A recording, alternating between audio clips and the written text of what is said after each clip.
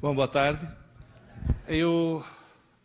Há alguns anos, uns 5, 6 anos atrás, eu fui homenageado pela Rede Globo no Dia dos Professores. No meio de uma aula, minha aula foi invadida pela Ana Maria Braga. Não sei se alguém chegou a assistir essa cena triste. E hoje, eu me sinto homenageado por ter sido convidado para conversar com vocês no Dia do Professor. E essa homenagem de hoje, para mim, é 1000 vezes mais importante do que a da Globo, com certeza absoluta. Eu comecei a dar aula com 18 anos. Tenho 65. Quando completei 60, fiquei muito feliz. Porque eu descobri que o Estatuto do Idoso prevalece sobre o da criança e do adolescente. Agora eu posso bater nos alunos, que não me acontece nada. É um sonho que eu acalentei durante toda a minha carreira. Mas, de qualquer forma, eu juntei, acho que um bocado de experiência. Eu gostaria de passar um pouco dessa experiência para vocês.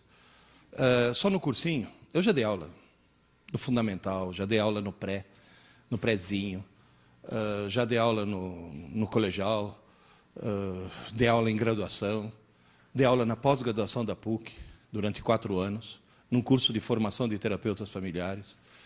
Mas, digamos assim, a minha maior experiência é no cursinho, né? Já tive, até hoje, 100.400 alunos. 100.400 provas vivas de que o sistema educacional brasileiro tem problemas seríssimos. Porque se não tivesse, não teria cursinho. Eu me sinto no cursinho, eu falo isso até no meu livro, como se eu fosse um médico que trabalha numa UTI especializada em atender vítimas de erros médicos. Ou seja, eu trabalho numa UTI educacional especializada em atender vítimas de erros educacionais. Erros educacionais que eu gostaria de colocar para vocês, porque são fáceis de serem corrigidos. Extremamente fáceis. Quando eu dava aula na PUC, para os terapeutas familiares, eu dava aula de teoria dos sistemas, né? Mostrar que a família é um sistema. Eu sempre dizia para eles, se você está perdendo o jogo, não mude os jogadores. Mude as regras do jogo. Se o sistema educacional brasileiro está doente, não precisa mudar os professores. Não precisa mudar os alunos e não precisa mudar as famílias. Tem que mudar as regras do jogo. Nós estamos jogando o jogo segundo as regras erradas. Partindo, inclusive, de princípios ou antiquados ou completamente equivocados. Quando eu falo antiquado, tem gente que já imagina, fala, esse cara não gosta de computador. Tem alguém aqui que ouve nos fins de semana o meu programa na Rádio Eldorado? Qual é o tema? Computador. Certo? O primeiro computador que eu programei foi em 1967. Aliás, a primeira vez que foi publicado numa revista brasileira a listagem de um software pedagógico fui eu que fiz. Eu adoro o computador, usado de forma inteligente. Aliás, por falar em inteligência, quando escrevi o primeiro livro, o segundo, a editora cuspiu sangue para poder lançar hoje. Vocês têm o privilégio de ser os primeiros a ver esse segundo. Esse é dedicado a pais, o primeiro é dedicado a alunos, e o número 3, que eu prometo para vocês, para o começo do ano que vem, é dedicado a professores. Eu ia lançar hoje o dos professores, mas, sinceramente, não deu tempo. Quando lancei o primeiro, Aprendendo Inteligência, já levei cacetada. Chegou uma psicopedagoga para mim, sabe aquelas psicopedagogas bem arrogantes? Desde quando inteligência se aprende? Eu falei, no seu caso, nunca. Agora, no caso dos meus alunos, existe essa possibilidade. Antigamente, se achava que inteligência fosse uma questão de nascença, certo? Fosse uma questão genética. Tanto é que há estudos que mostram que filhos de pais inteligentes são mais inteligentes. Só que o estudo mostra que isso vale mesmo que o filho seja adotivo. Ou seja, o ambiente é fundamental. Então, hoje, as neurociências já mostram. Tem cara que fala, desculpa, isso não é físico, sou. Só que como eu dei aula de computação durante muito tempo, eu dei aula durante muito tempo de inteligência artificial e configuração de redes neurais, eu me vi obrigado a estudar o cérebro humano. Que é o único computador que realmente pensa, por enquanto. Então, na realidade, as neurociências mostram hoje em dia o quê? Que inteligência, talento e vocação são qualidades aprendidas. Às vezes, de uma forma tão precoce, que as pessoas pensam que é de nascença. Eu vou dar um exemplo. Há 30 anos atrás, uma revista francesa de divulgação científica chamada La Recherche publicou um artigo mostrando que a astrologia não é ciência, é pseudociência, ou seja, a astrologia não funciona. A Associação dos Astrólogos Franceses imediatamente processou a revista. E a revista, para se defender, fez uma coisa maravilhosa. Contratou um instituto de pesquisa, falou, então vamos ver cientificamente. Fizeram a mesma pesquisa de campo que a Sofia. Sofia, onde você está? A Sofia tinha dúvidas, você não inventou, você foi lá, fez a pesquisa.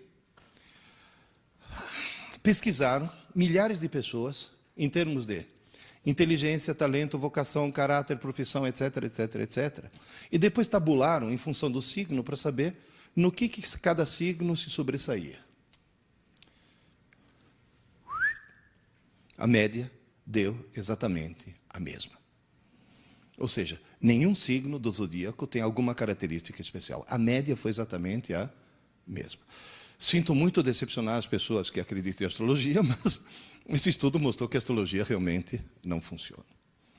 Teve uma vez uma mãe indignada que chegou para mim e falou, então por que o jornal publica horóscopo? Falei, aonde, minha senhora? Na página humorística, junto com as histórias em quadrinho. Eu leio horóscopo. Eu acho divertidíssimo. Leão. Cuidado com os falsos amigos. Precisa ser de leão para tomar cuidado com os falsos amigos. Mas nessa pesquisa surgiu uma coisa estranhíssima. Apesar de estar demonstrado que os signos não influem absolutamente em nada, os nascidos em Capricórnio, Aquário e Peixes mostraram ter um QI mais elevado do que os outros 9 signos. E tira esse sorrisinho dos seus lábios, que só os nascidos na França, em Capricórnio, Aquário e Peixes. Agora, por que os nascidos na França, em Capricórnio, Aquário e Peixes têm um nível de inteligência mais elevado que os outros 9 signos? Simples. Capricórnio, Aquário e Peixes, dezembro, janeiro e fevereiro, inverno, faz frio. Faz muito frio. E na França os pais saem menos de casa e ficam mais tempo com o nenê. E só o fato do nenê ter tido mais assistência, mais estímulos, mais carinho, mais presença, faz com que ele se desenvolva intelectualmente mais que os outros. E uma característica tão precoce, tão absurdamente precoce, que as pessoas acham que é de nascença. Então, na realidade, quando nós nascemos folhas em branco. E podemos ser qualquer coisa. Ninguém nasce matemático, poeta ou músico. Nós nascemos tudo. E a vida vai tirando. Quando o certo seria que a vida fosse acrescentando. Esse que é o problema. Bom, mas de qualquer forma, só para resumir, é bom que todos nós tomemos consciência que na nossa frente nós temos uma escada, chamada escada da inteligência. Todos nós, em qualquer idade, podemos subir essa escada. É lógico que ela vai subir muito mais rapidamente do que você, em função da idade, mas todo mundo sobe a escada. Todo mundo consegue subir, só que tem um pequeno problema. Os degraus diários são baixinhos. Portanto, quanto em termos totais a inteligência de um ser humano pode aumentar, não tem limite. Agora, quanto ela pode aumentar diariamente, é limitado pela própria estrutura das redes neurais do cérebro. Portanto, nós não podemos perder um dia sequer. Esse que é o ponto. Vocês vão dizer, e o sistema educacional brasileiro funciona? Olha, só para vocês terem uma ideia. Deixa eu avisar uma coisa. Alguém já ouviu falar aqui em Arthur Clarke? Arthur Clarke. Morreu 6 meses atrás. Que, aliás, me faz um favor, né? Toda vez que vocês na rua virem uma antena parabólica apontando para o céu, olha lá para cima e fala, obrigado, Arthur Clarke. Que foi ele que inventou isso, esse sistema de retransmissão. Pois é. O Arthur Clarke tinha uma frase que dizia, eu assisti uma conferência dele em Cambridge, em 1900 e tralalá. Any professor who can be replaced by a computer must be replaced. Qualquer professor que possa ser substituído por um computador deve ser substituído. Certo? Por favor, gravem isso. Se você for fazer um teste de QI na humanidade, ou seja, quantas pessoas, qual é o número de pessoas que têm um certo QI, vai dar a famosa curva em forma de sino, que mostra o quê? Que umas poucas pessoas têm um QI muito baixo, umas poucas pessoas têm um QI muito alto, e o chamado QI normal é 100. Que cá entre nós, não é lá grande coisa, né? Porque quem tem um QI 100 está acima de metade da população, mas está abaixo da outra metade. Pois é, foi feito um teste de QI na população da Inglaterra. QI médio dos ingleses, 100. Ou seja, os ingleses têm a mesma distribuição normal que a população mundial tem. QI médio dos norte-americanos, 98. Eles são normais também.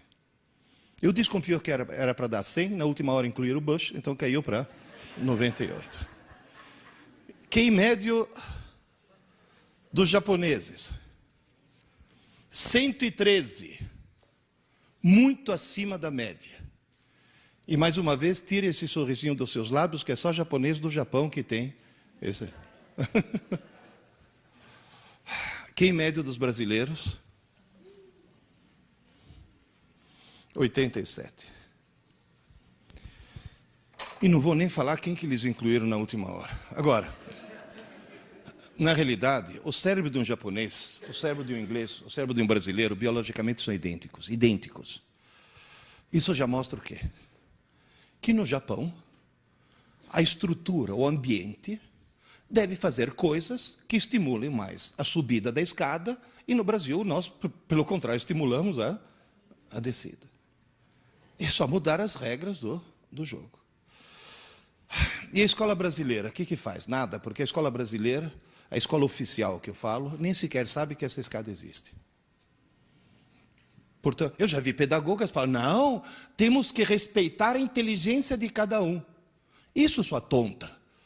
Respeita, porque aí cada um vai ficar parado no mesmo lugar, não vai sair do lugar.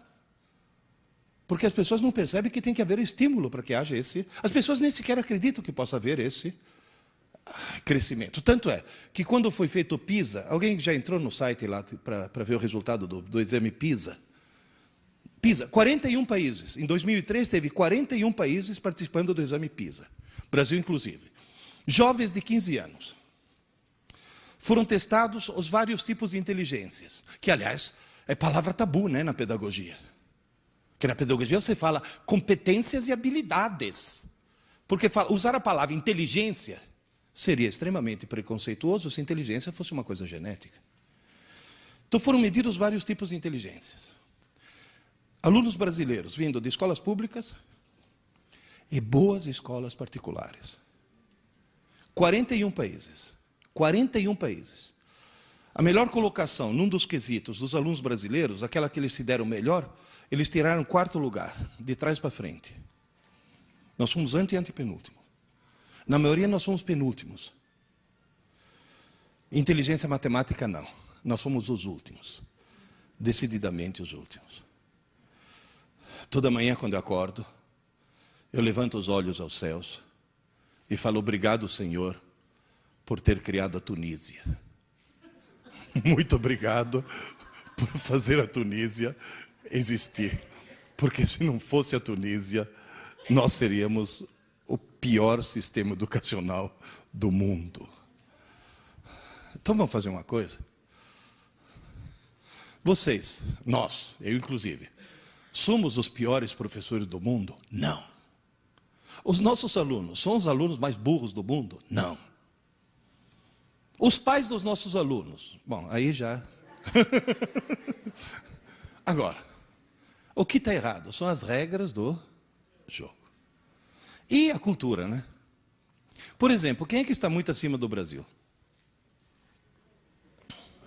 Os hermanos. Pero lo que hacen los argentinos, ¿por qué están tan arriba de nosotros? Simples. Por que tem muita gente chegando atrasado? Porque o trânsito de São Paulo é horrível. E por que o trânsito de São Paulo é... Não, tem gente que chegou adiantado porque acreditou no horário do Windows. Agora, que mudou o horário de verão antes da hora. Agora, por que o trânsito de São Paulo é horrível? Porque só na cidade de São Paulo tem mais veículos do que na Argentina inteira. Que não é nenhum motivo de orgulho. Vamos para a Argentina. Só na cidade de Buenos Aires tem mais livrarias do que no Brasil inteiro. Repito, só na cidade de Buenos Aires tem mais livrarias do que no Brasil inteiro. Estudante argentino lê. Estudante brasileiro assiste Malhação. Esse que é o grande problema. Essa já é uma regra do jogo que nós temos que mudar. Você vai dizer, professor, ao longo de toda a sua experiência, quais são os 3 grandes problemas que você identificou ao longo da sua carreira? Por que a escola brasileira hoje não funciona direito?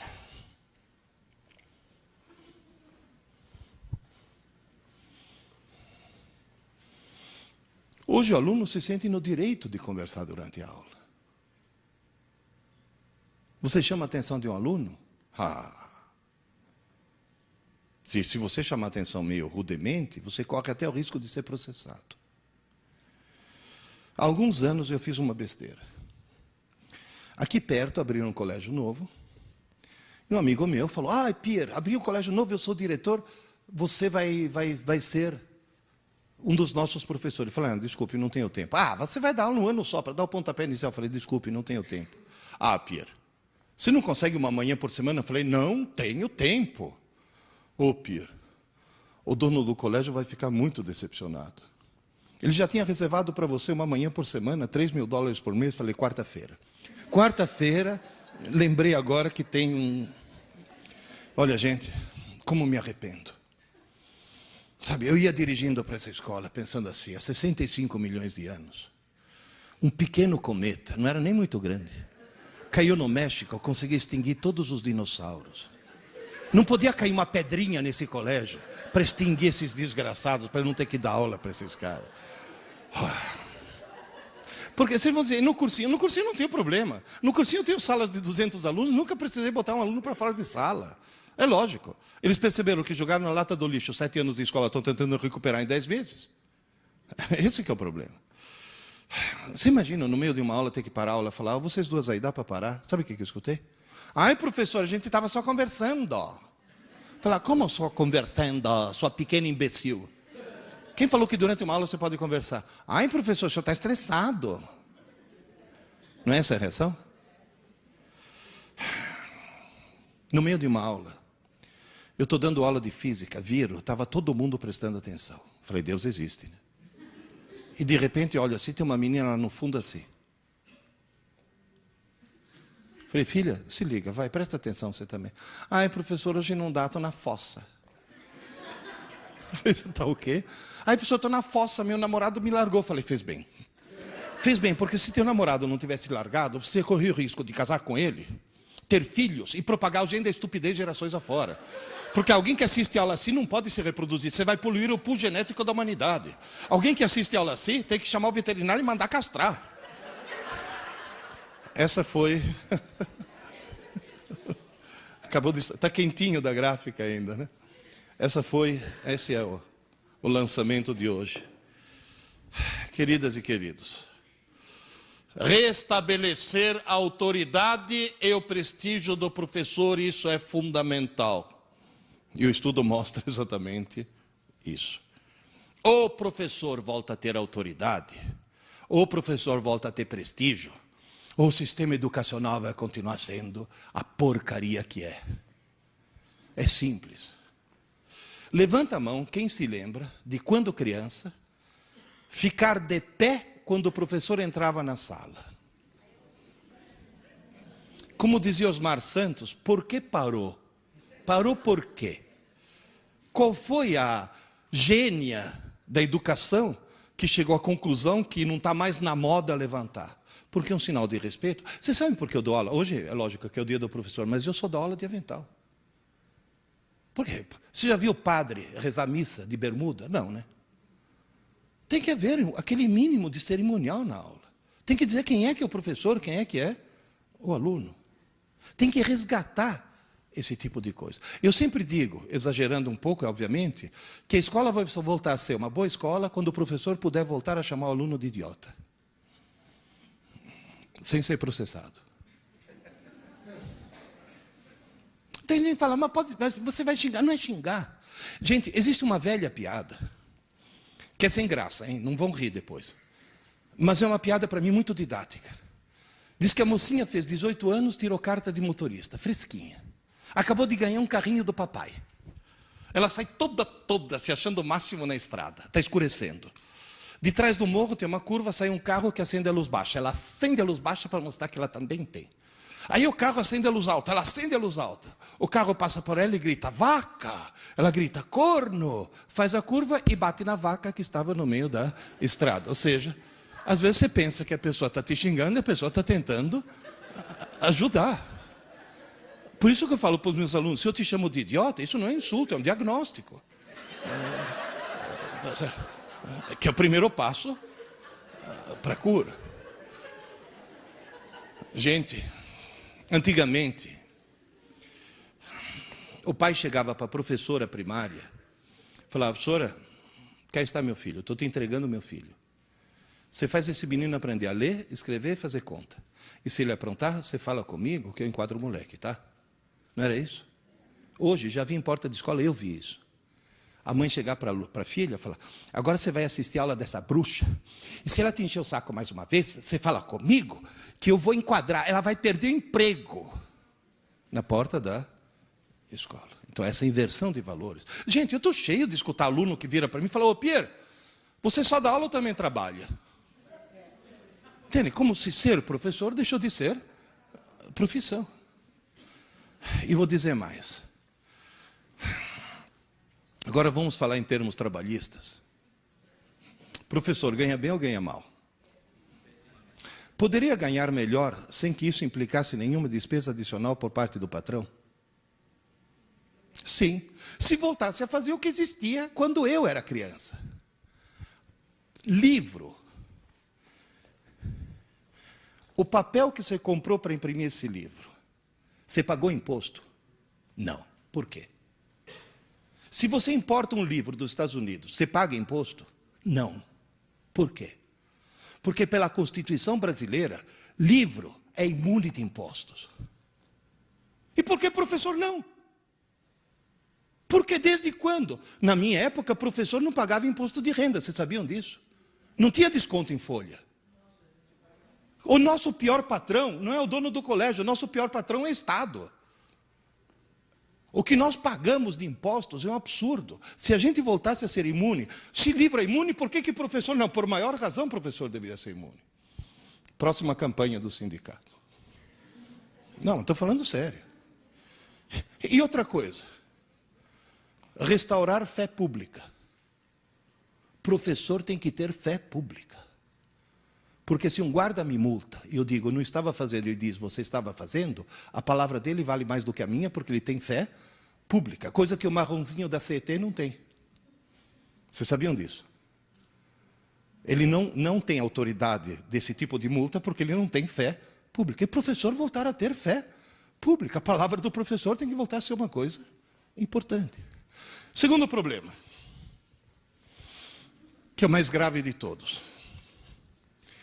Aluno brasileiro, e quando eu falo aluno, estou incluindo vocês quando eu estava fazendo a faculdade, viu? Aluno brasileiro não estuda para aprender, estuda para tirar nota. E se estuda para tirar nota, tira nota. Passa de ano. E consegue um diploma. Só não consegue aprender. Vocês vão dizer, mas professor, se um aluno tira uma boa nota, não quer dizer que aprendeu? Eu conheço duas técnicas para tirar uma boa nota sem aprender. Uma é ilegal, outra é legal. Qual que é ilegal? Cola. Vocês sabiam que numa faculdade, se pegar um aluno de mais de 18 anos colando, teoricamente o professor teria que ir na delegacia fazer um BO? Então eu vou dar um conselho para todos vocês. Pegou um aluno teu colando, tirar a prova e dar zero não é castigo. É obrigar o ladrão a devolver o fruto do roubo. Pegou um aluno teu colando, chama a família. Teu filho tentou roubar. Segunda vez suspende. Terceira vez expulsa. É maçã podre. Porque se deixar alguém nessa idade colar, quando crescer vira o quê? Senador. Tá certo? Nós temos que cortar o mal pela raiz. Olha, o ACM lá, o Antônio Carlos Magalhães, na hora que foi ver o resultado, eu não estava colando. Qual é a segunda técnica para tirar uma boa nota sem aprender? E sem colar. A escola marca uma prova na quinta-feira pela manhã. Quando é que um aluno normal começa a estudar? Na quarta-feira não é normal. É alguém que tem visão a longo prazo. E um aluno que planeja o futuro. É o chamado aluno longemirante.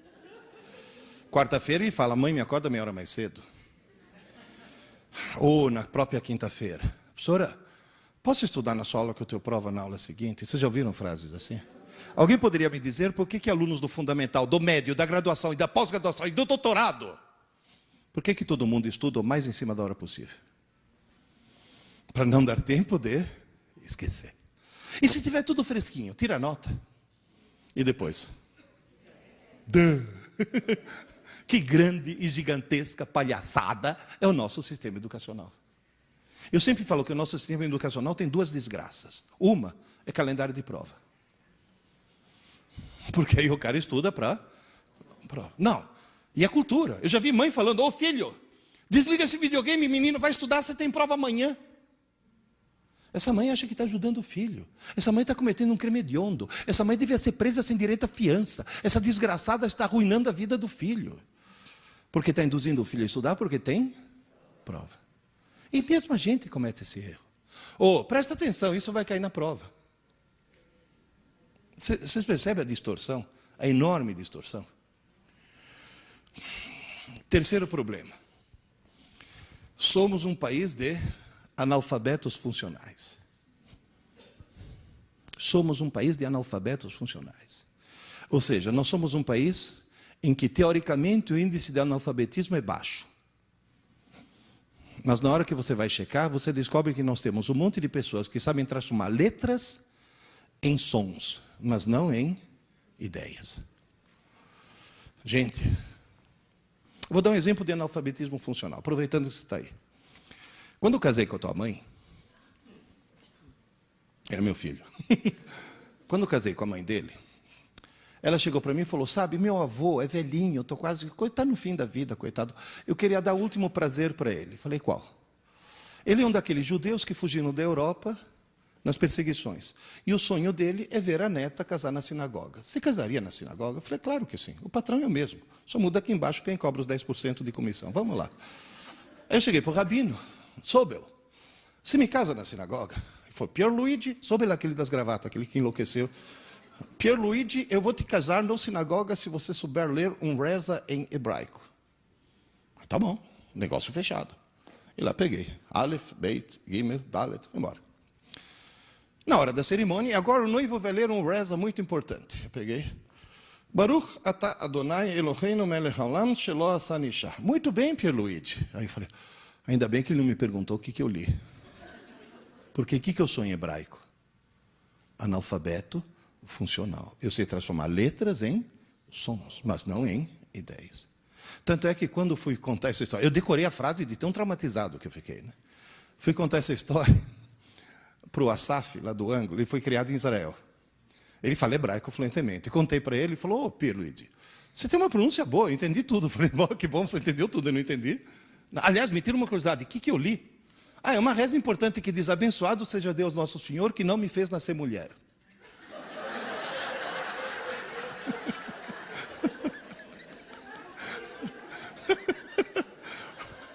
Bom, mas para mim está sendo útil. É que quando eu dou aula, chega uma aluna e fala, professor, posso sair? Estou com cólica. Eu falei, pois não, filha. E lá dentro eu penso, Baruch atah Adonai. Mas, de qualquer forma, nós temos um problema terrível. Professor, quais são as causas disso tudo? O que está acontecendo? Por que nós viramos, por exemplo, um país de maleducados? É o péssimo hábito que existe nos lares brasileiros e você tem que falar com os pais dos teus alunos e com vocês mesmos para acabar com essa maldita mania de deixar a televisão ligada o tempo todo. Porque a televisão ligada o tempo todo me permite o quê?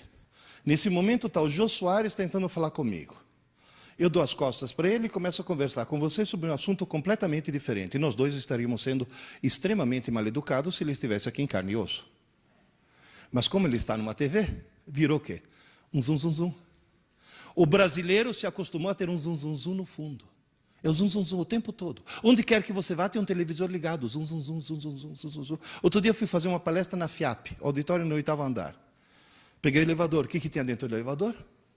Televisor. Com propaganda das Casas Bahia. É o zum, zum, zum o tempo todo. Quando a Rede Globo não transmitia 24 horas por dia, aquele chiado da madrugada, sabe aquele chuvisco? Tinha 10 pontos no Ibope.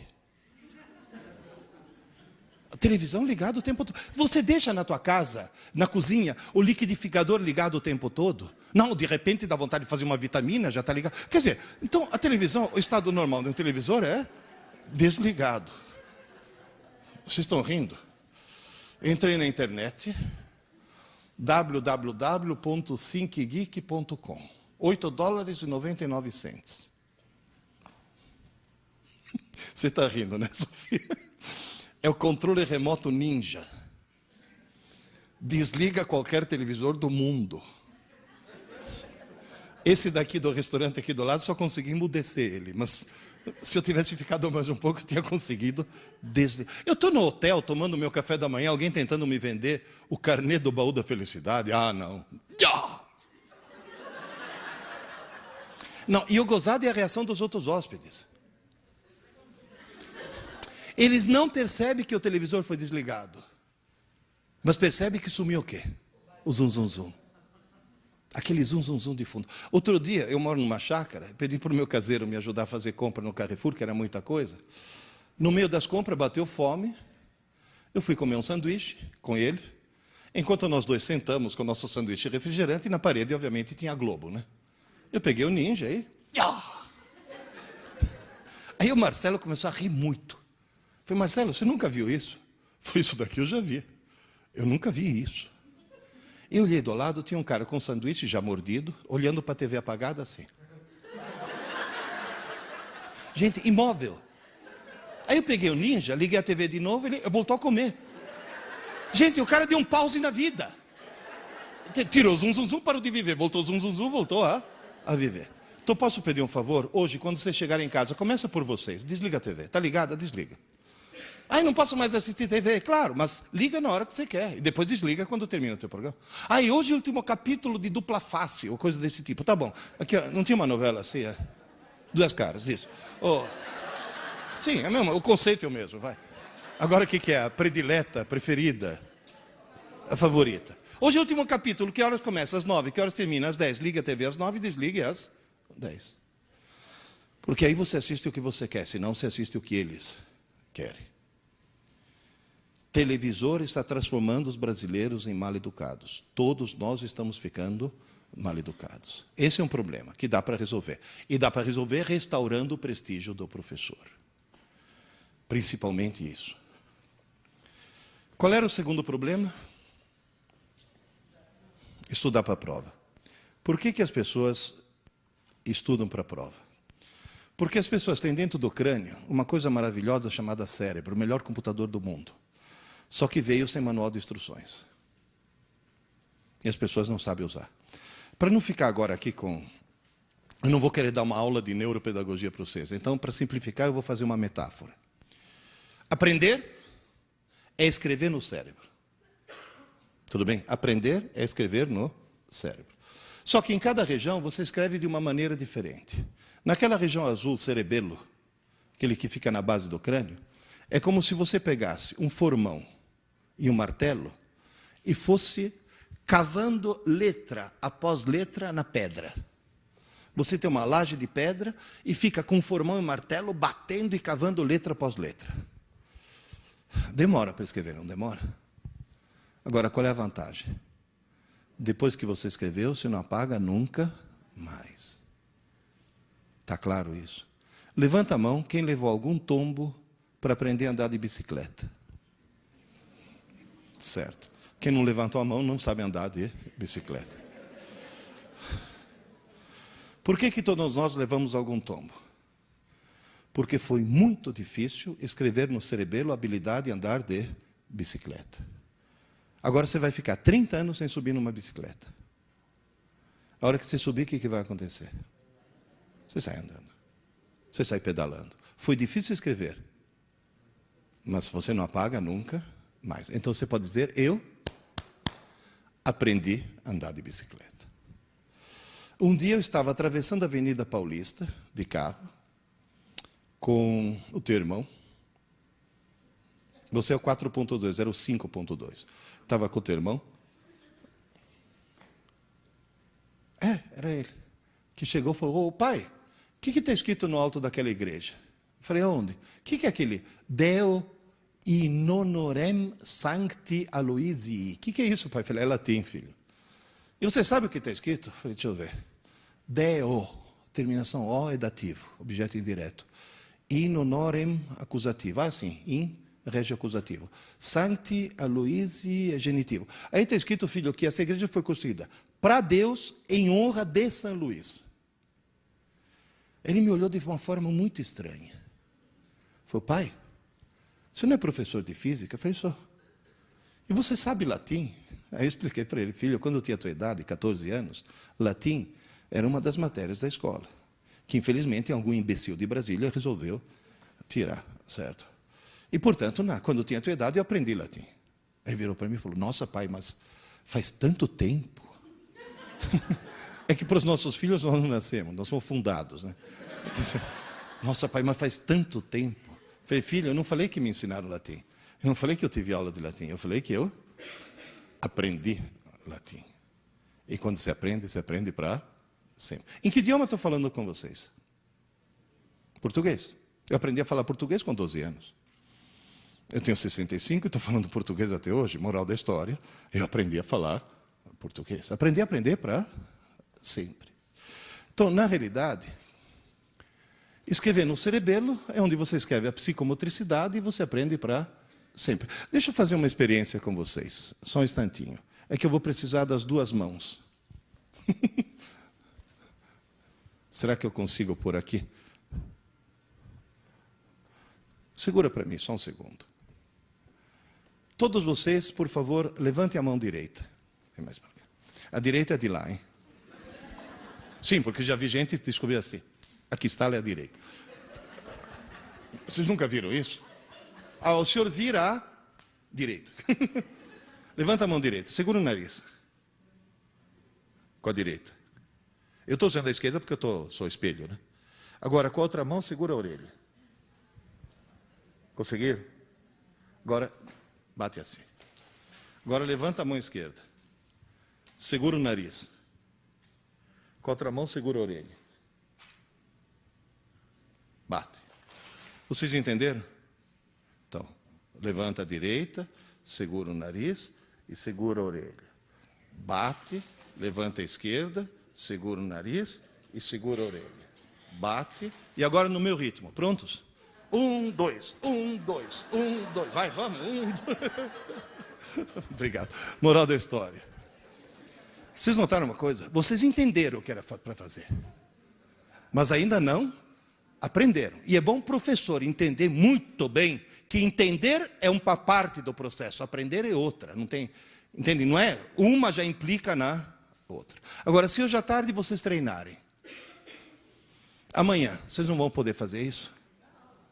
Semana que vem, você não vai poder chegar na tua sala de aula, mostrar isso para os seus alunos, falando, está vendo? Qualquer idiota consegue fazer isso, você não consegue. Quer dizer, na realidade, você pode aprender. Se hoje à tarde você ficar na frente do espelho e treinar, tranca a porta do banheiro antes, para que ninguém te surpreenda fazendo isso. Uma coisa foi entender, a outra coisa foi aprender. Porque escrever no cerebelo não é uma coisa simples. Agora, como é que eu escrevo no sistema límbico, que é essa região amarela aí em cima? Aí é exatamente o contrário. Em vez de ser extremamente difícil, é como se eu pegasse um bastão e fosse escrevendo na areia. Sabe, Padre Anchieta, escrevendo poesias na areia. Só que está ventando. Então eu escrevo e apago. Escrevo e apago. Escrevo e apago. Então, na realidade, o sistema límbico é o rascunho do cérebro. É um lugar onde é muito fácil escrever, é muito fácil apagar. Você apaga coisas que você colocou segundos antes. Você está sentada na sala, levanta, vai até a cozinha, para no meio da cozinha e fica que nem uma tonta se perguntando o que eu vim fazer aqui, meu Deus do céu. Já aconteceu com algum de vocês? O que você faz para lembrar? Não adianta buscar inspiração na geladeira, você é obrigado a voltar. E nesse momento, você diz, eu tenho sérios problemas mentais. Por favor, tomem consciência de que dentro da cabeça de cada um de nós, inclusive dos nossos alunos, mora um idiota. Essa é a parte idiota do cérebro. Não, realmente. É a primeira que acorda pela manhã. Vocês já notaram quanta besteira você faz de manhã cedo? Um dia, num dia muito frio, eu vi esse cara pular de um beliche e calçar 2 meias no mesmo pé. Ele calçou uma, depois ficou pulando, quando achou a outra, em vez de calçar no pé descalço, calçou no pé que já tinha a meia. Qual é a desculpa? Eu estou sonado. Não é que está sonado, é a parte idiota do cérebro que funciona assim. Gente, eu já vi gente fazer... Eu já vi um colega meu, Renato, atendeu o telefone no controle remoto da TV. Eu, de manhã cedo, olha quem está falando. Eu já escovei os dentes com hipoglós. Alguém que chega a esse extremo tem problema, certo? Agora, você sabe qual é a boa notícia? É que lá no córtex, naquela outra região, dentro de cada um de nós, mora um gênio. Mas mora um gênio mesmo. Só para vocês terem uma ideia, quando eu dava aula de inteligência artificial na engenharia da computação, nós fizemos um cálculo.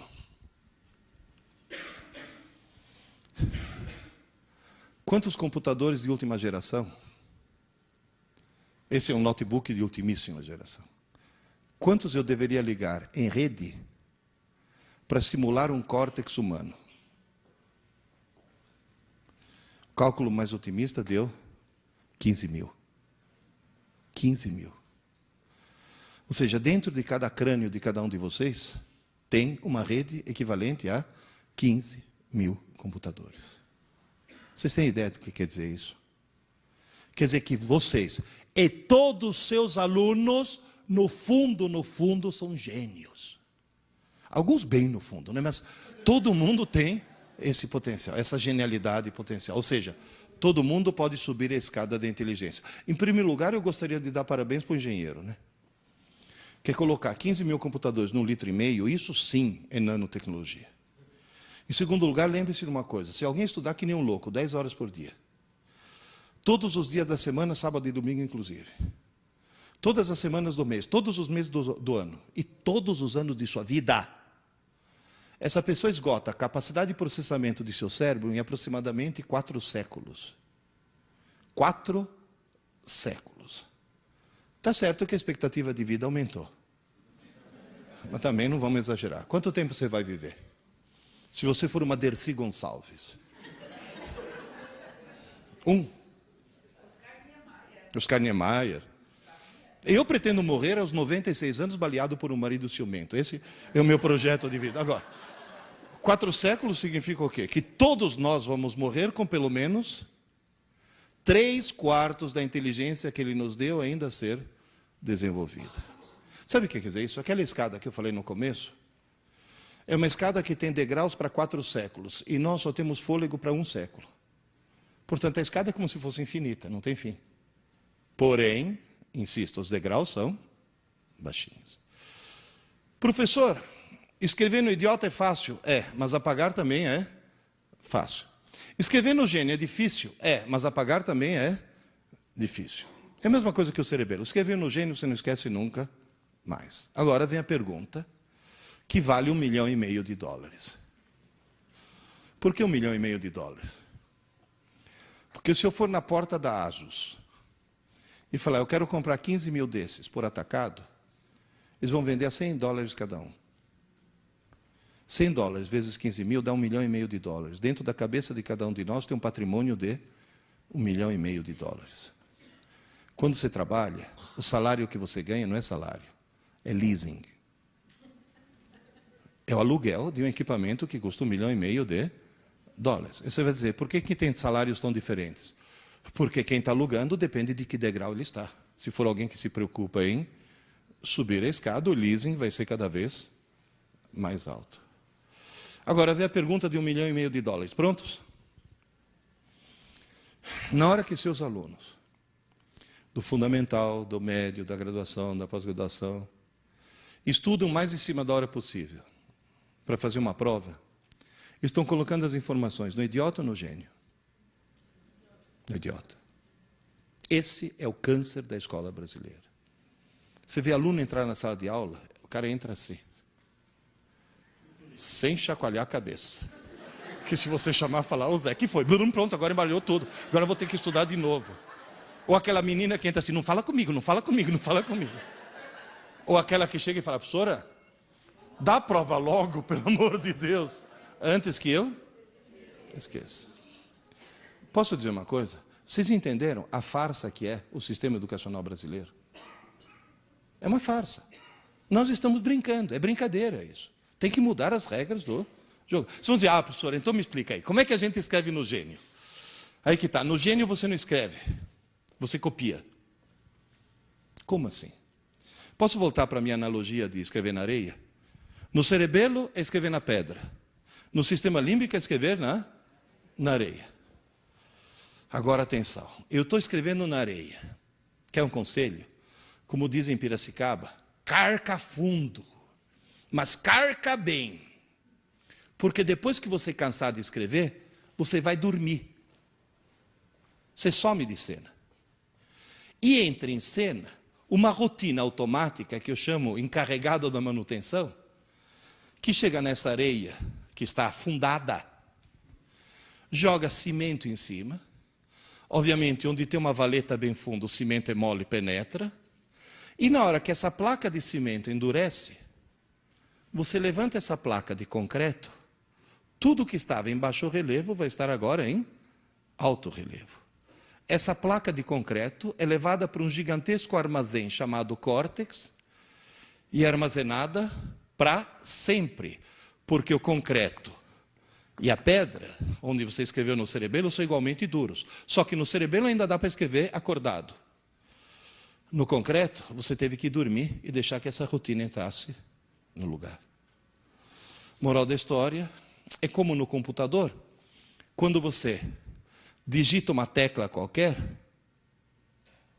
o código dessa tecla não vai para o HD, vai para a memória RAM. O que é a memória RAM? É um rascunho, é uma memória pequena e provisória, é a areia do computador. Eu quero gravar para sempre, eu quero salvar. Então você copia para o HD. Ninguém escreve diretamente no HD.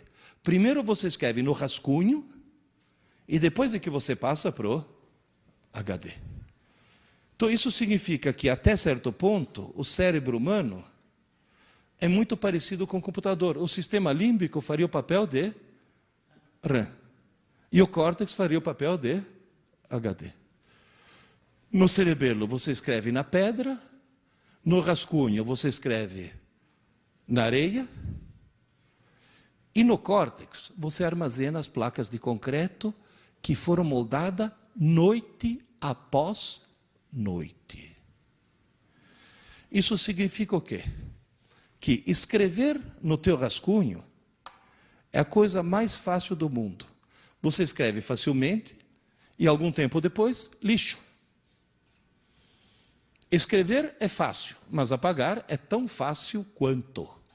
Você vai dizer, professor, quanto tempo depois? Sei lá, minutos, até horas. Mas nunca dias. O que está escrito na areia pode durar minutos, pode durar horas, mas nunca dias. E esse que é o grande equívoco, porque quando dura horas, o cara está com a informação aí, olha lá, está disponível, olha lá, está disponível, qual é a sensação que o cara tem? Que esteja disponível para ser. E no dia seguinte, o famoso, como era mesmo? Como é que se escreve no córtex? É que eu estou sem mousepad aqui, não é que eu estou sem pontaria, não estou bêbado. No córtex, você escreve pegando uma rede neural, desligando alguns neurônios e ligando outros. Você muda o circuito do cérebro. E mudar o circuito do cérebro com o cérebro acordado é a mesma coisa que trocar o pneu do carro com o carro em movimento. Ninguém consegue. Na Fórmula 1 tenta às vezes, mas atropela o mecânico. Se você quiser trocar o pneu do carro, quiser fazer a manutenção, primeiro você para o carro, depois você troca o pneu. Moral da história, durante o dia, todas as informações que entram no teu cérebro entram no rascunho, na areia. Só que como o rascunho é pequeno, quando está entupido, a reação é sono. Quando chega à noite, aquele famoso... Não é corpo cansado. Corpo não sente sono. Aquele... É cérebro entupido. É o cérebro falando, pelo amor de Deus, Desliga esse troço que eu preciso fazer manutenção. Aí o que você faz? Dorme, obviamente. Você vai dormir para que entre o cara da manutenção. Na hora que você dorme, a atividade elétrica do teu cérebro cai quase a zero. Nesse momento você tem que ir de alcachofre em coma. Depois, de repente, começa uma atividade muito intensa. É o chamado sono REM, REM de Rapid Eye Movement. Embaixo da pálpebra, você vê os olhos se movendo. Se alguém te acordar nesse momento, você falou bem no meio do meu sonho. Depois volta a parar, depois volta a atividade. Parou. Parou o carro. Atividade, trocou o pneu. É nesse momento que é feita a manutenção do cérebro. Queridas e queridos, à noite, vocês não dormem para descansar. Descansar, vocês estão descansando agora, que estão sentados. À noite, você dorme para sonhar. E você sonha para fazer a manutenção do cérebro, noite após noite. Nessa manutenção, primeira providência, limpar boa parte do rascunho. Por que limpar boa parte do rascunho? Porque no dia seguinte você tem que ter onde escrever. Quem já passou uma noite em claro sabe muito bem que no dia seguinte fica meio abobado. Não porque não dormiu, porque não sonhou. O sonho que é, e todo mundo sonha, hein? Tem gente que não lembra, mas todo mundo sonha. Vocês vão dizer, professor, vai tudo para o lixo? Felizmente não, né? Durante o dia você recebe muita informação. Uma pequena fração é gravada no concreto, tira o molde no concreto e leva para o armazém do córtex e transforma em pouco conhecimento. Ou seja, outro dia vi lá, veja, um artigo dizendo assim, as crianças de hoje em dia são muito mais inteligentes porque recebem muito mais informação.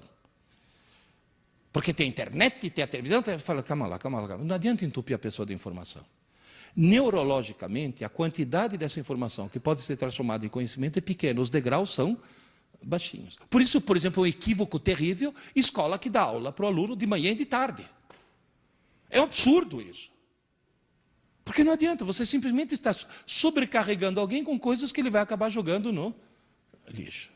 Você dá uma aula maravilhosa para o teu aluno, no meio da aula você conta uma piada. Depois de 2 meses, o que o desgraçado lembra da aula? Da piada. Alguém já se perguntou por quê? O tal encarregado da manutenção não é uma rotina racional, é uma rotina emocional. Por isso que eu sempre digo, o bom professor tem que ser um sedutor. Ou seja, tem que ser alguém que faz o aluno gostar da matéria dele. Porque aí a parte emocional é muito importante. Agora, por que a piada ficou gravada? Porque o cara está assistindo aula escrevendo de leve. Ainda se por cima, se for alguém que assiste Malhação, se sente no direito de conversar com o vizinho. Aliás, outra coisa, sindicato.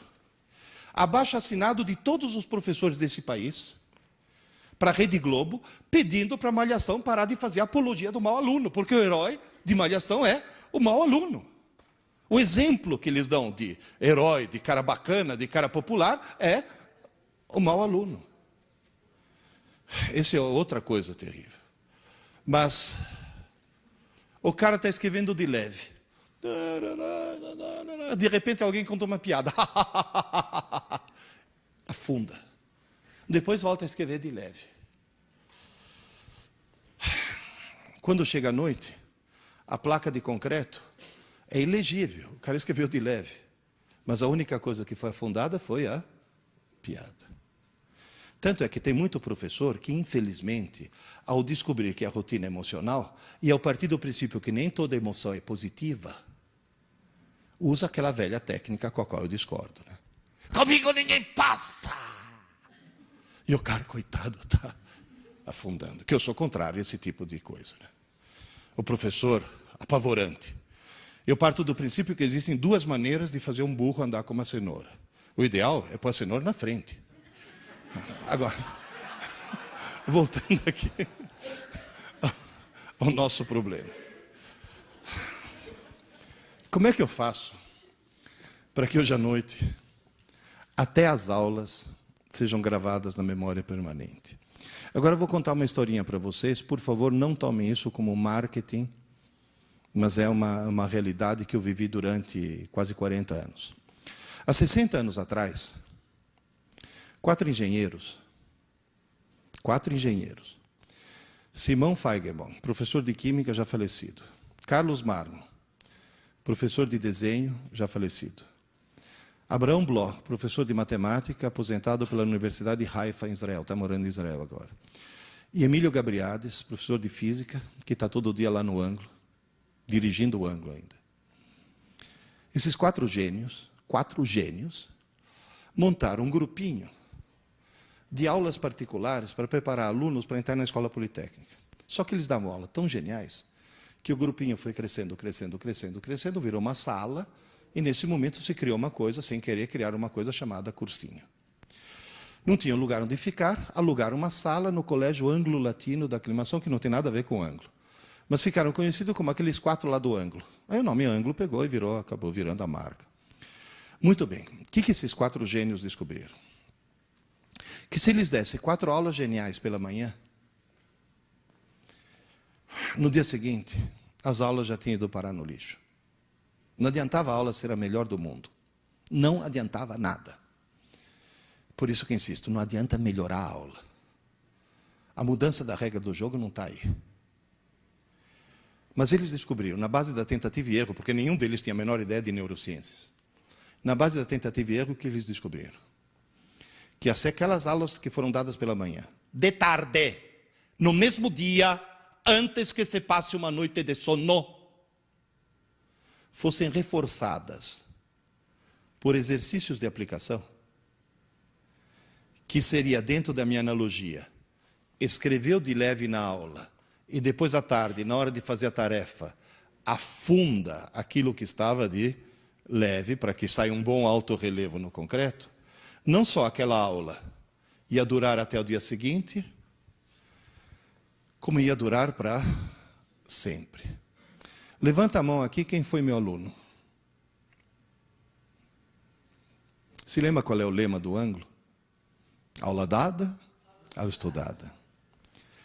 No mesmo dia, antes que se passe uma noite de sono.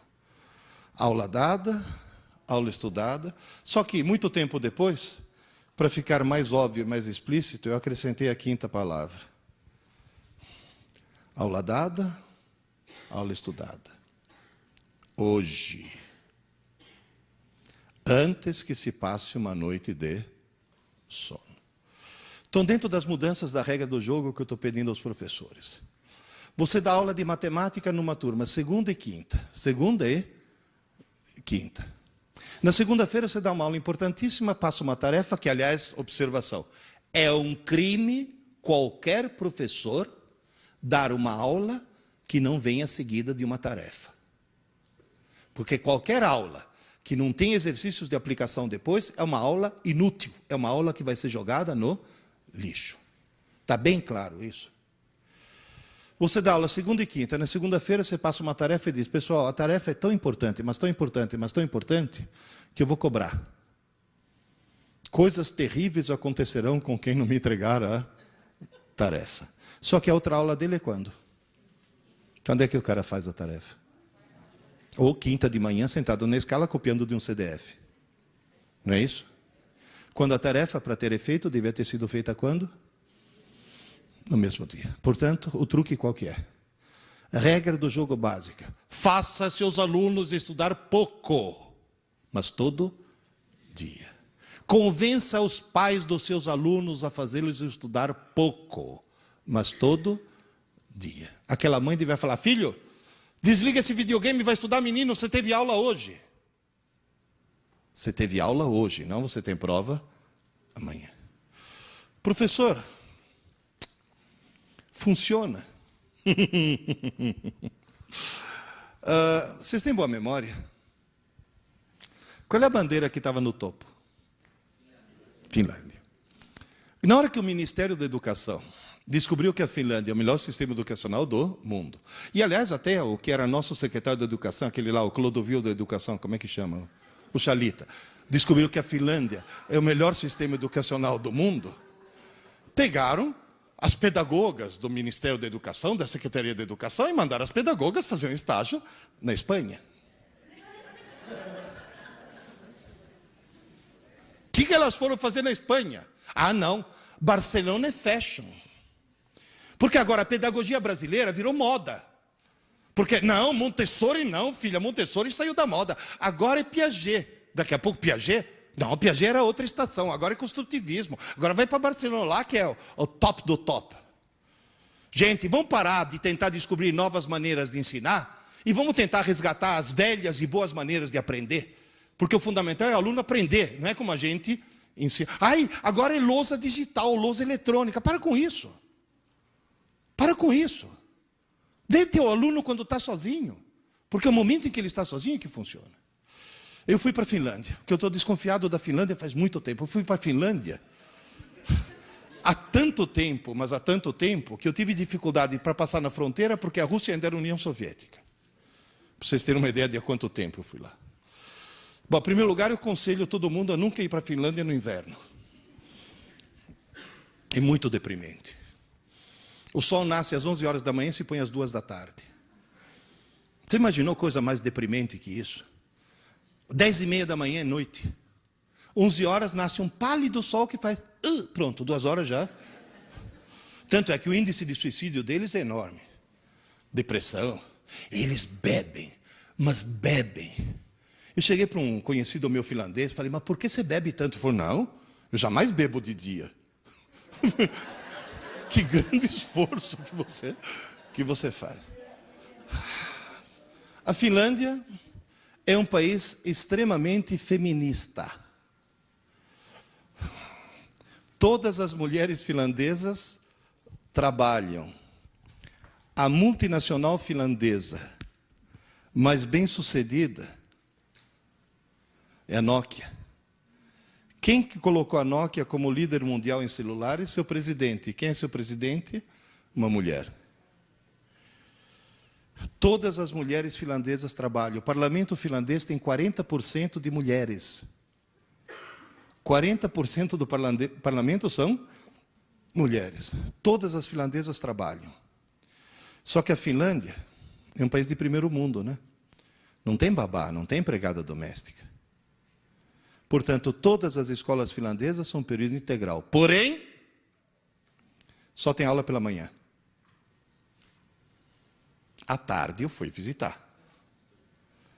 Cada criança tem uma mesinha, uma gaveta, onde guarda seus cadernos, seus livros, e em silêncio e sozinhos, eles fazem aula dada, aula estudada, hoje.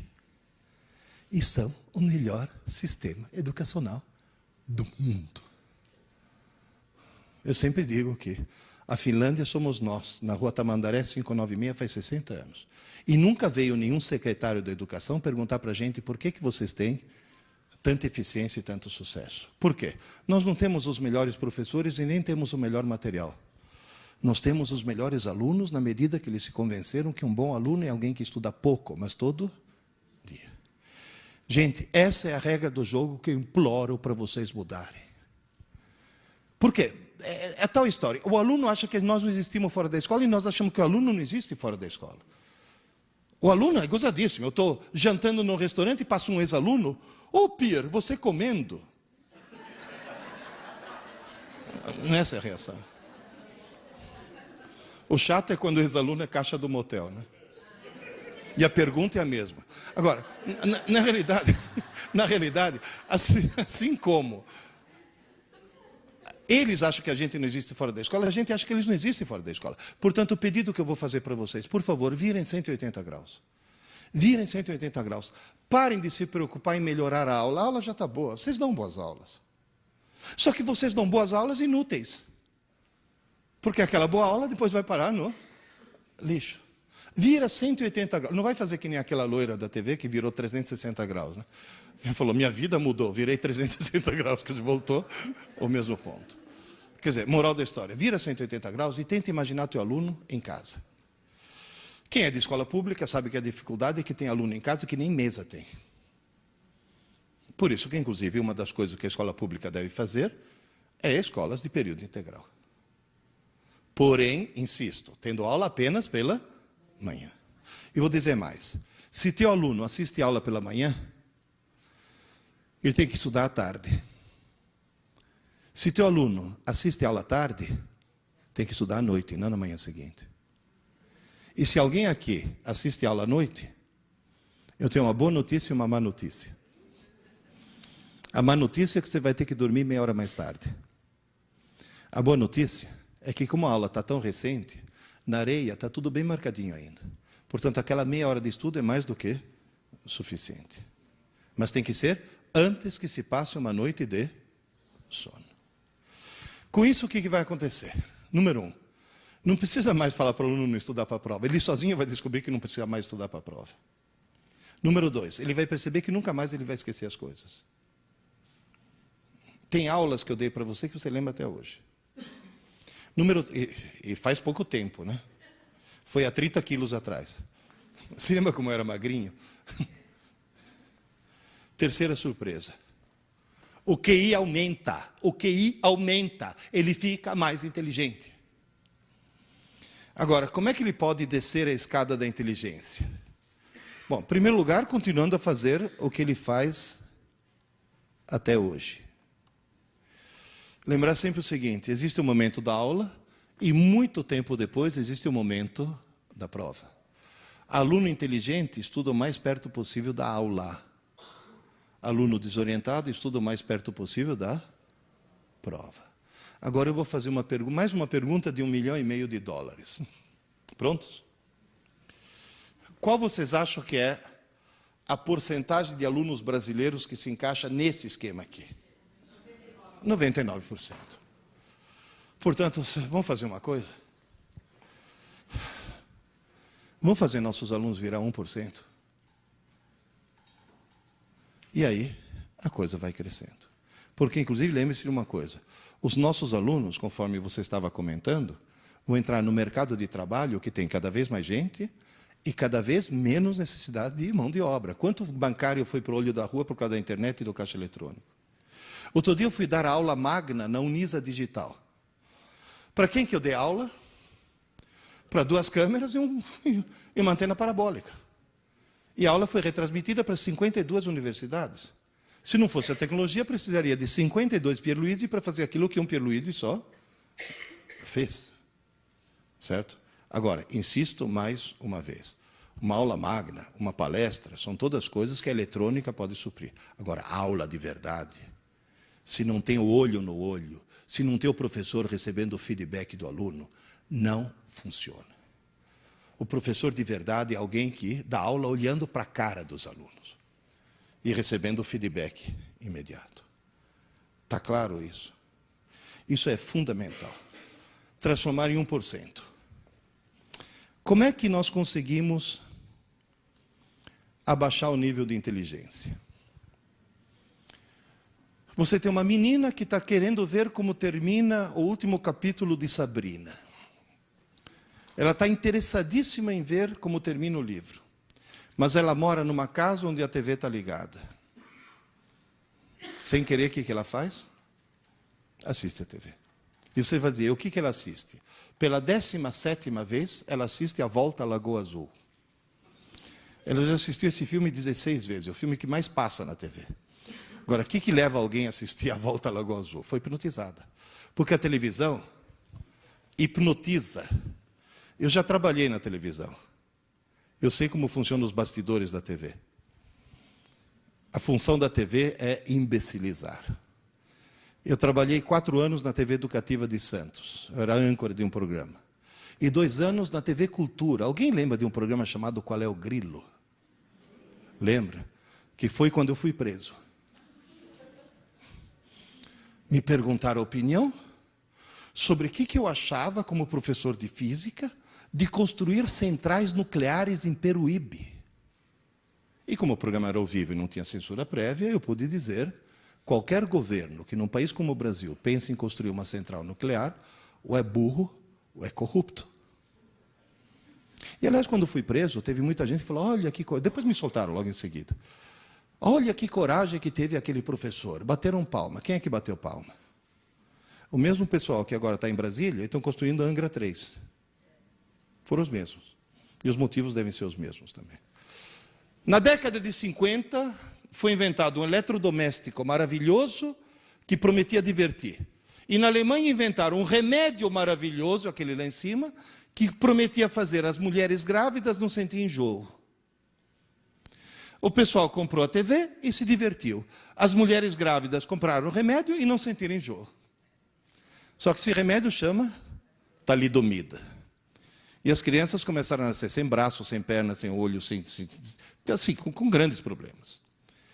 Até hoje existem hospitais no mundo que abrigam as vítimas da talidomida. E a televisão virou a talidomida do século XXI.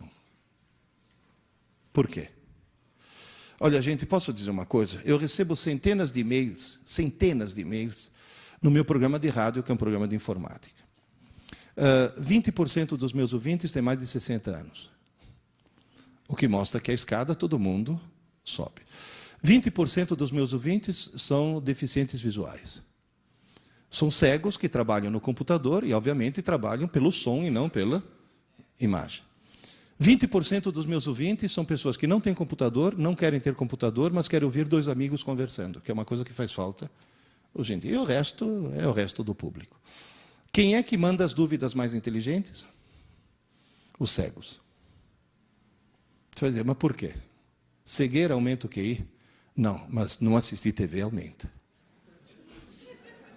Não, estou falando sério. Estou falando sério. Vocês não... Gente, a TV intencionalmente acaba com o espírito crítico das pessoas. Por quê?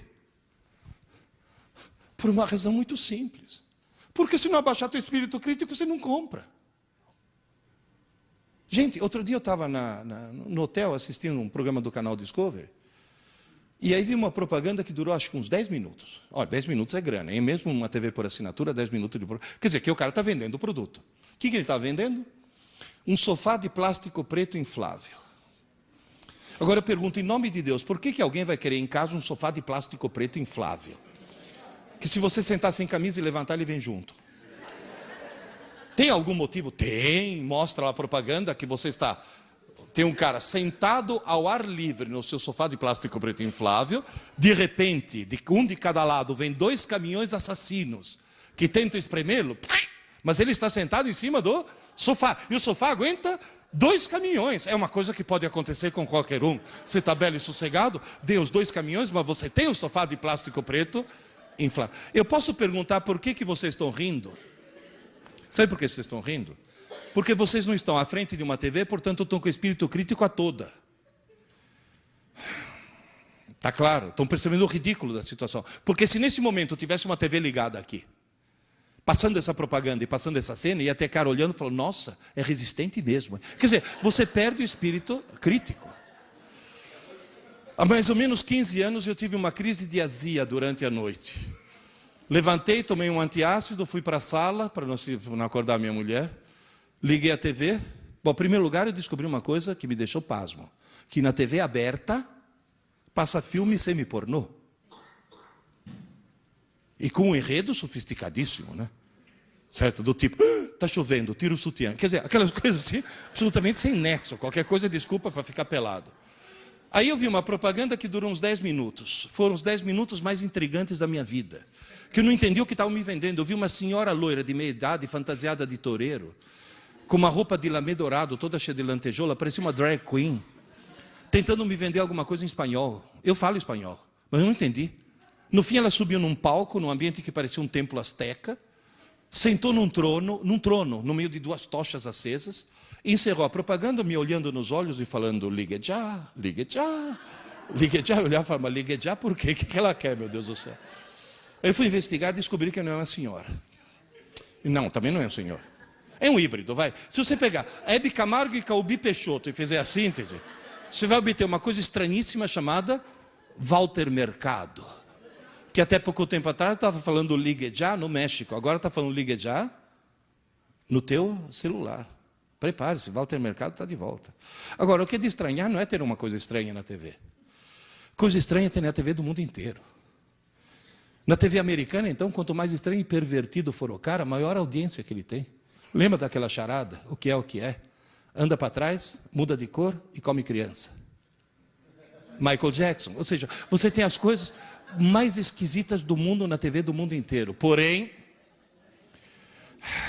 o que é de estranhar é que esse cara fatura bruto 240 milhões de dólares por ano. O que é de estranhar é que quando ele fala ligue já, as pessoas ligam. E a Rede Globo aprendeu a lição, né? Que na hora que o Pedro Bial fala ligue já, 60 milhões de idiotas ligam para o paredão do Big Brother, pagando. O cara que liga para o paredão do Big Brother tem que estar muito lesado mentalmente. E tem que estar num degrau bem baixo lá da escada. Agora, professor, o que mais abaixa o QI? Como já disse, computador mal usado. Eles ficam até 3 horas da manhã no MSN, conversando com 10 pessoas ao mesmo tempo, portanto, fatiando o seu lobo frontal em 10 pontos de atenção ao mesmo tempo. E cuidado, hein? A função do lobo frontal é fazer convergir todas as informações que vêm de todos os nossos módulos cognitivos numa linha única de pensamento. O cara está fatiando aquilo, está abrindo 10 caminhos diferentes. Aí o que acontece? A mãe leva na psicopedagoga, que leva para o neurologista. Esse neurologista tem um protocolo de sintomas de verdade, de criança que sofreu acidente de parto, que bateu a cabeça quando era nenê. Ou seja, criança que tem problema neurológico, e com esse conjunto de sintomas, ele diagnostica TDA. Só que essa criança não está com TDA. Se essa criança tirar o computador do quarto e colocar na sala, o TDA desaparece. Então, vocês percebem que o que está acontecendo é que a informática está produzindo, fora o fato de que, se tiver algum professor de português aqui, já deve ter ficado horrorizado com a ortografia, né? Por que a esmagadora maioria das placas que eu encontro na estrada tem essa indevida crase? Porque as obras são a 500 metros, não são a 500 metros, né? Por que tem isso? Porque de tanto ver escrito errado, as pessoas acham que é errado o que é certo. Já tem no vestibular esse ano, já teve aluno esse ano que passou, que na redação de vestibular escreveu aqui com K. Isso anula uma redação. Tanto é que eu estava brigando com o aluno meu, falei, para de escrever feito um idiota, senão depois você vai fazer a redação escrevendo feito um idiota, com esse internetiquez aí. Pô, professor, é para escrever mais rápido, é para abreviar. Falei, é para abreviar? Então, por favor, me explica que raio de abreviatura é. Escrever Naum, que tem 4 letras, no lugar de não, que tem 3. Aí vira um outro. Professor, o que é abreviatura? Falei, um dia você irá preso. E a abreviatura é o que você faz para entrar no carro da polícia, seu desgraçado.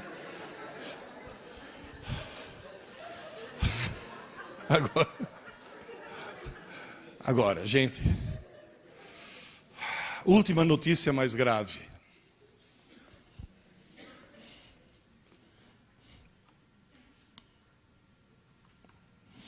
O uso do MSN, um psiquiatra descobriu, produz um rebaixamento no QI, que é o dobro do que o seu jovem fumasse maconha.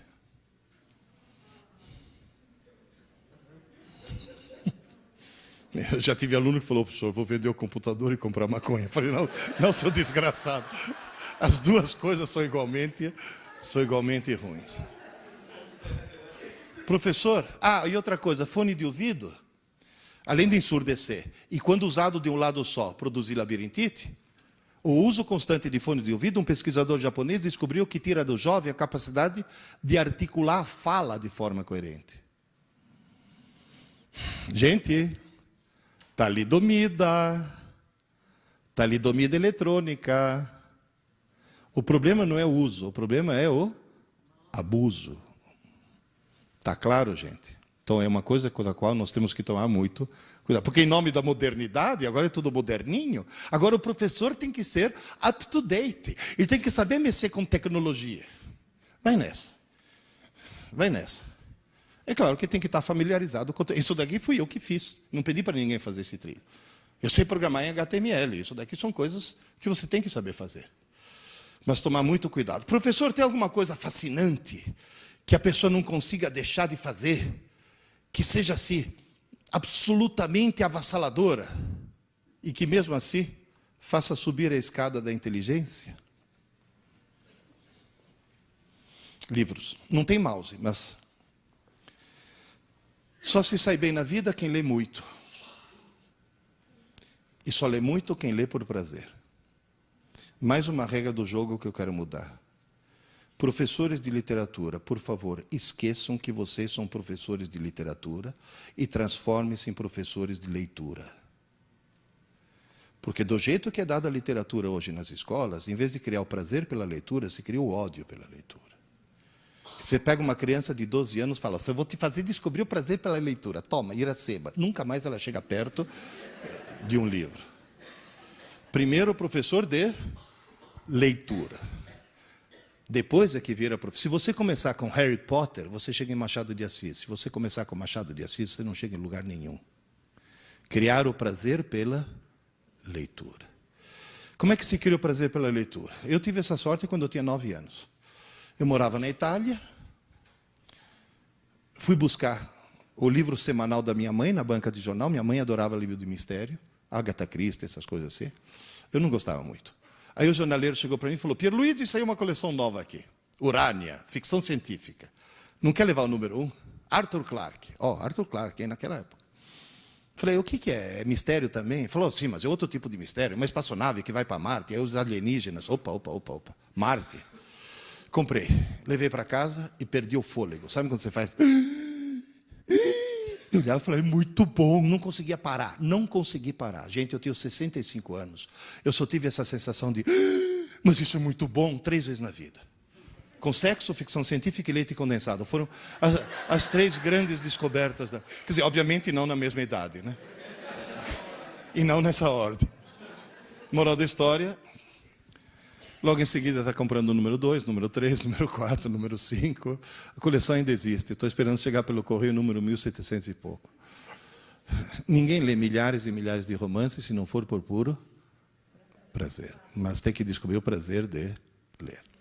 Aí, um belo dia, chegou um dos meus filhos, tinha 15 anos.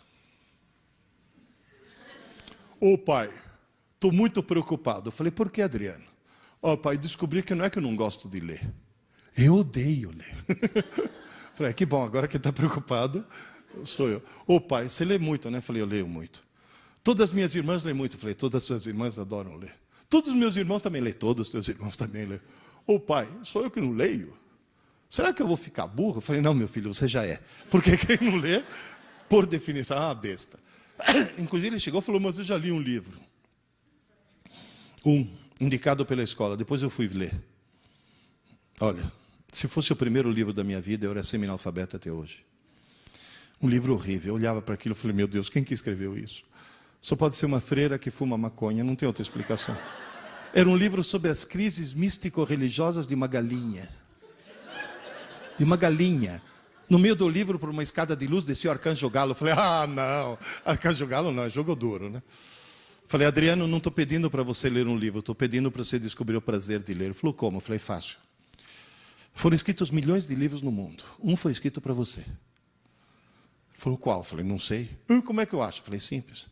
Comece a ler um livro qualquer. Está chato? Para e começa outro. Para, pai. Para. Porque a tua tarefa não é ler um livro, é descobrir o teu livro. Se está chato, não é teu livro. Começa outro. Está chato? Para. Começa outro. Está chato? Para. Começa outro. Está chato? Para. Falei, sabe qual é o perigo? Depois de você fazer isso 4, 5, 6 vezes, você vai ter a falsa sensação que todos os livros do mundo são chatos. Não é verdade. Continua, insista. Livro é que nem namorada. Está chata? Troca. Está chata? Troca. E realmente você andou trocando muito ultimamente. Moral da história. Acho que na 8ª tentativa ele achou Hobbit, do Tolkien. Pai, nunca achei que um livro pudesse ser divertido. Falei, está salvo. Porque nesse momento ele não achou um livro divertido. Ele achou que ler é divertido. É uma forma de lazer. Devorou Hobbit. Pai, a história continua. Eu falei, sim, O Senhor dos Anéis. Pai, compra para mim. Vocês imaginam a emoção de um pai que ouve seu filho semi-analfabeto pedir para comprar um livro? Entende? Foi uma... Achei. Olha, custei achar, sabe por quê? Porque nesse país abençoado por Deus, que tem menos livrarias do que na cidade de Buenos Aires, livro só fica na moda quando aparece o filme. Alguém já ouviu falar num filme intitulado Eu, Robô? Com Will Smith? Você sabe quando é que eu li esse livro, do Isaac Asimov? Faz 40 anos. 40 anos. E ninguém leu. Eu chegava para os meus colegas do ângulo, leia, Eu, Robô. Que isso? Autobiografia do Maluf? Não, é um livro de ficção fantástico, meu Deus do céu. Bom, moral da história. Ele devorou 1.200 páginas. Ô pai, tem mais alguma coisa no gênero? Falei, que tal a história do Rei Arthur, Mago Merlin, Cavaleiros da Távola Redonda? 4 volumes das Brumas de Avalon. Alguém leu aqui? Devorou. Pai, tem mais alguma coisa no gênero? Eu falei, Adriano, vamos mudar de gênero, senão daqui a pouco vira feiticeiro, né? Daqui a pouco eu vou ter um Gandalf andando de cajado pela casa, né? As Aventuras Completas de Sherlock Holmes, lembra desse? Tijolão desse tamanho, devorou. Bom, para encurtar a história, hoje, essa peça que está aqui, ele lê fluentemente em português, italiano, espanhol, francês, inglês, está começando alemão, pelo menos você foi para Frankfurt, serviu para alguma coisa. É formado em administração de empresas e virou diretor de uma editora. Tamanho amor que ele pegou pelos livros. Livro muda muito as pessoas, muda demais as pessoas. Uma professora de literatura de Santa Cruz do Rio Pardo chegou para mim e falou, ô professor, eu sou professora de literatura e adoro ler. Quase que eu falei, ainda bem, né filha, você está na profissão certa. O nosso irmão é professor de... A minha irmã é professora de história e adora ler. E o nosso irmão não é professor, é uma besta. O cara não lia nem bula de remédio, professor. Além de tudo, desgraçado é corintiano. Mas aí minha irmã foi numa livraria e encontrou um livro intitulado Aventuras e Desaventuras do Timão. Diz que o corintiano era tão corintiano que, ao saber que o livro tratava do Corinthians,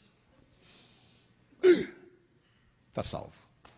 Descobriu que o livro contava histórias do Coringão muito mais interessantes do que ligar uma TV e ficar ouvindo o abominável Milton das Neves. O camarada adorou aquele livro. Logo em seguida ele estava lendo a biografia do Rivelino, História das Copas do Mundo. Só que em Piracicaba tem um ditado que diz, se abrir a porteira, não passa um boi, passa a boiada. Ele começou a ler de tudo. Aí a irmã dele me contou, falou, professor, adivinha o que aconteceu 2 anos depois que minha irmã encontrou aquele abençoado livro? Falei, o que houve? O nosso irmão publicou um livro de poesias de autoria dele. Gente, um corintiano escrevendo poesias. Olha o milagre que um livro consegue fazer, uma coisa assim, quase que sobrenatural, uma coisa assim, fantástica.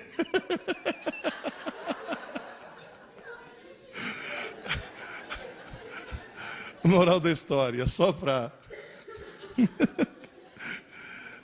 encerrar. Como é que nós vamos resolver os 3 problemas? Problema número 1, conversar na aula. O que tem que ter? Disciplina não é repressão, é organização. E a disciplina tem que envolver a escola, os professores, a mantenedora, o diretor, os professores, os alunos e as famílias. Isso que é fundamental. Porque tem mãe que é terrível. Quer ver uma coisa? Aula dada, aula estudada, hoje. Uma escola que faz isso religiosamente, todos os alunos, pode fazer prova surpresa? Alguém se lembra aqui da cena do professor entrando na tua sala de aula e falando, arranca uma folha do caderno, guarda o material embaixo da carteira e vamos fazer uma provinha? Lembram disso? Tenta fazer isso hoje. No dia seguinte tem mãe de tijolo na mão. Coitado do meu filhinho, foi pego de surpresa, agora ele ficou traumatizado, agora ele vai ter que fazer terapia, senão ele fica hiperativo, com TDA e disléxico. Eu sempre falo que mãe na escola parece anão em campo de nudismo. Mete o nariz onde não deve. Ou seja, enquanto vocês não convencerem as famílias, não vai adiantar absolutamente nada.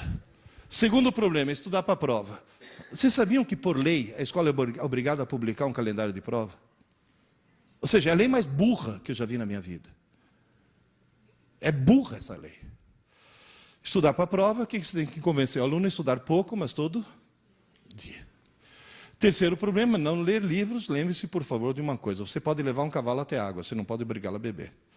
E se você enfiar a cara do cavalo no balde, não só ele não bebe, que nunca mais ele chega perto do balde. Portanto, pelo amor de Deus, professores, nunca obriguem um aluno a ler um livro. Pelo amor de Deus, não façam mais isso. Não escolham por ele. De gustibus et coloribus disputandum est. Cor e gosto não se discute. Cada um tem o direito de gostar do que quiser. Se eu te dou o direito de achar que Machado de Assis é um gênio, você, por favor, me dê o direito de achar que Machado de Assis é chato. Então, qual é o truque? Dê um leque. Escolha. Não está bom? Começa outro. Não está bom? Começa outro. Até você achar teu livro. Muitas escolas já estão fazendo isso, e quando o aluno acha o livro dele, sabe o que ele faz? Quando ele gosta, ele vai na frente e conta para os amigos por que aquele livro é fantástico. Quantos amigos ele convencer a ler o mesmo livro, maior é a nota dele. Ele ganha nota de marketing. Merecidíssima, na minha opinião, porque está transformando os outros em leitores. E, finalmente, esse é um velho ditado chinês que o meu desenhista resolveu transformar numa figura. Alguém lembra? Se você vir um homem com fome, não lhe dê um peixe, ensine-o a pescar. Nosso dever é ensinar nossos alunos a pescar. Aula é dar peixe. Mas o estudo solitário é quando ele está pescando. Está claro isso? Está entendido isso? Aliás, eu gostaria de mostrar para o Lula. Investe um pouco mais em educação, pelo amor de Deus, né? E um pouco menos nessas Bolsa Famílias que vão parar para pessoas que, inclusive, nem precisam disso, né? Muitas precisam, mas muitas não. Bom, daqui a pouco eu vou estar lá autografando o livro. Esses livros na livraria custam R$25. Nas palestras costumam custar 20, mas o editor falou que para o professor tem desconto, então é só 15. E se você comprar nos próximos 10 minutos... Professor, liga já. Professor, só para encerrar. A gente sempre fala para os alunos a palavra errada, que eu acho que é errada. Estuda! Estuda! Se você tentar resumir tudo em uma única palavra, para subir a escada da inteligência, uma única palavra. Leia! Nem que seja para ler Júlia, Bianca, Sabrina. Mas, pelo amor de Deus, leia.